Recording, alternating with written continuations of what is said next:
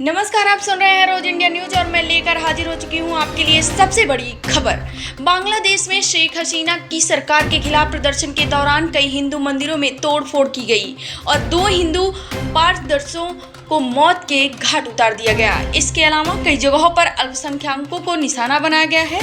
बांग्लादेश में तख्तापलट के बाद मुख्यतः हिंदू ही कट्टरपंथियों के निशाने पर हैं। बांग्लादेश के खुलना डिवीजन के मेहरपुर में स्थित इस्कॉन मंदिर का कट्टरपंथियों ने निशाना बनाया और मूर्तियां तक तोड़ दी। इसके अलावा मंदिर में मूर्तियां तोड़ने के बाद उन्होंने आग लगा दी। इस्कॉन के प्रवक्ता युधिष्ठिर गोविंद दास ने घटना की पुष्टि की है। उन्होंने कहा कि बांग्लादेश के मेहरपुर में मंदिर में आग लगाए जाने और भगवान जगन्नाथ, बलदेव, सुभद्रा की प्रतिमा को तोड़ने की भी जानकारी मिली है। 3 श्रद्धालुओं ने मंदिर से किसी तरह से भागकर अपनी जान बचाई। हसीना सरकार के गिरने और कट्टरपंथी बांग्लादेश के नेशनलिस्ट पार्टी की एंट्री के साथ ही बांग्लादेश में हिंदू एक बार फिर संकट में पड़ गए हैं। इस्कॉन के अमानी कृष्णा दास ने कहा कि देश में कुल 29 जिलों में मंदिरों और हिंदुओं पर हमला हुए हैं। ढाका के इस्कॉन मंदिर में भी हमला हुआ है। उन्होंने कहा कि हालात इतने विकट थे कि हमने इस्कॉन मंदिर को बंद करके रखा है। हम तो भगवान से प्रार्थना कर रहे हैं कि हालात सुधर जाएं। उन्होंने कहा कि यहाँ जब भी हालात बिगड़ते हैं तो सबसे आसान टारगेट हिंदू बनते रहते हैं। उन्होंने ये भी कहा कि हम फिलहाल इतने खौफ में हैं कि मंदिर के अंदर की ताला करके रह रहे हैं। हमारे ऊपर किसी भी समय हमला हो सकता है।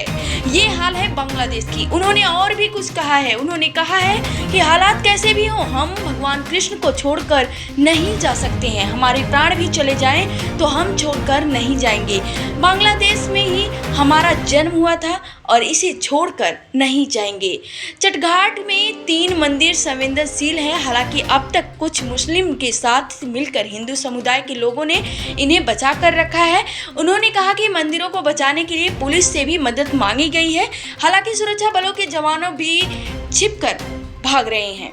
हिंदू बौद्ध ईसाई यूनिटी काउंसिल के नेता काजोल देवनाथ ने कहा कि सोमवार को 4 हिंदू मंदिरों पर हमले किए गए हैं। उपद्रवियों ने ढाका में इंडियन कल्चर सेंटर को निशाना बनाया है। आंदोलनकारियों ने ढाका में कई मकानों और सरकारी इमारतों में भी आग लगा दी है। बंगबंधु भवन को भी प्रदर्शनकारियों ने आग के हवाले कर दिया है। ये तो खबर है बांग्लादेश की, लेकिन इस पे आपकी क्या राय है एक बार कमेंट सेक्शन में कमेंट जरूर करिएगा। तब तक के लिए फिर मिलेंगे एक नई खबर के साथ। धन्यवाद।